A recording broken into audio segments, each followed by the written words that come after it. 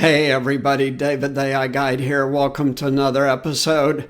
So, fair warning, if you do not want to hear a discussion of a sensitive topic, turn this off right now. So today we're going to talk about something that is very atypical for this channel, but it's important and it gives you a better sense of what's happening with AI as it permeates society. So, what does AI have to do with the sex trade? We'll drill down on that in a second, but first, click the links below. Get my book on Amazon, The Beginner's Guide to AI, a quick history and current impact on 10 different industries. Fast read, about 2 hours, and it's cheap. Check it out. Also, click the link below, the other link for your free AI resource that'll teach you a lot more about AI than we can do in these short videos. The resource is free. Everything in the resource is free. And if you get the resource, you will be given the opportunity to participate in my beta course, the AI Safe Career Pivot, which, as you're about to hear, is going to become increasingly important in the very near future.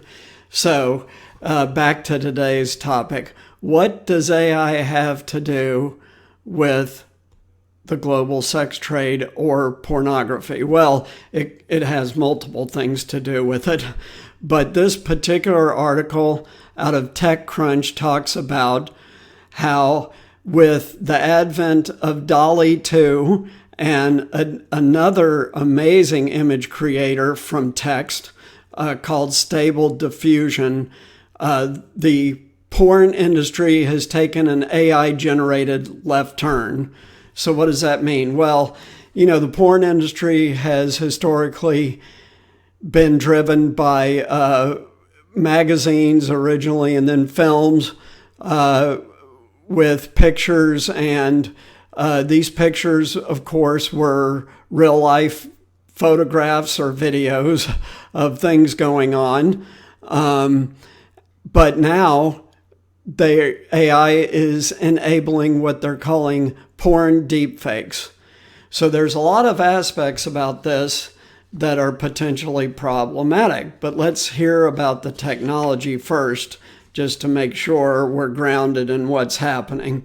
So there's a new application called PornPin. It's a website. It allows users to customize the appearance of nude AI-generated models. So you can pick ethnicity, all kinds of things, including backdrops like on the moon, which is partially what the article is about. Check out TechCrunch for more. But what does this mean? Well, they talk about a lot of aspects of it. First, there are people who make their living in this industry, regardless of how you might feel about it. There's people who perform, and there's people who film and sell and distribute all this stuff, making a living from it. And if AI can generate all of this material, then that's going to result in large unemployment in an industry that apparently employs quite a fair number of people in it. Congress had introduced back in 2019, not so long ago, the Sex Workers Study Act. And what this is meant to do is to understand how certain bans on online pornography will affect sex workers. And they say, one of the initial results of this ban that's partially been implemented was increased homelessness of sex workers. We're paying attention now, aren't we? Because this channel is grounded on the human impact of AI, what AI is going to do to people and their jobs and their ability to make a living. And so this ban on certain types of pornography online for good reasons, right? We don't want child pornography and stuff like that. It's all illegal, but people still do it. And unfortunately, people get arrested for it every day. But this deepfake AI for pornography, like PornPen, opens the door to a lot of potentially bad stuff.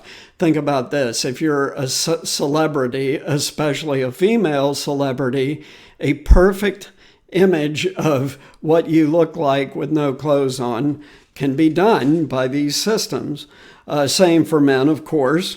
But the article talks about how, the largest portion of consumers of pornography are men. Not that women don't, but it's majority men. And that this kind of deepfake pornography can be created to threaten and harass people, right? So that is a real problem. And then, of course, is the impact on the ability of performers to make money from this career, whatever you think of it. Doesn't matter. There's a lot of people whose livelihood is depending on this. And in theory, there's things that these actors can do to protect themselves, like copyright, defamation, and possibly even human rights laws, they say. But apparently MIT Technology Review looked into this and said that gathering evidence in support of your legal argument to protect yourself is very, very difficult. And again, these people are not wealthy, typically. Maybe the producers and distributors are, but the performers certainly aren't. There has been primitive deepfake porn from a few years ago, but it would make distorted images and extra limbs and all kinds of things that made it obviously look not real, right? But Dolly and these other ones can make for real looking deepfake porn. And these guys are finding ways around, like the government has restricted payment processing for a lot of these sites, but now they're finding ways around it by one way clearly is crypto, right? And another is using an API which can open up payment gateways that aren't public and aren't controlled by these laws. And then they go on to say that there's this bot called Telegram that generated abusive deepfake images of more than 100,000 women, including underage girls. So what they end up this article with is the important point. I think we'll see a lot more people testing the limits of both the technology and society's boundaries in the coming decade. We must accept responsibility for this and work to educate people about the ramifications of what they're doing. And they mean the ramifications of consuming pornography. But I think they're looking to the wrong place to solve this problem. So let's look at history. History is a great teacher if you pay attention to it. And the prime example here is prohibition. Prohibition failed completely. Why? Because it drove drinking underground. It didn't stop drinking at all. But what it did do was create massive criminal enterprises to provide the illegal alcohol. Well, it's the same with this. Pornography is around. It's been around for decades now, if not centuries. And so how are you going to stop it? Well, you stop it by not making it illegal. Not the underage stuff. I'm not talking about that, but I'm talking about about just like making alcohol illegal not only didn't stop drinking, but it made society much, much worse and more dangerous. This kind of regulation can do. And so again, this episode is not about what any of us think about pornography. It's not a political statement. It's none of that. It's just to say these technologies are being created and no one is stopping them. And that is exactly the point. The point is, with no guardrails on AI, what uses will it be used for? Well, we know it's going to be used to automate willy-nilly and, in combination with robotics and some other things, put a bunch of people out of work, like they talk about in this article.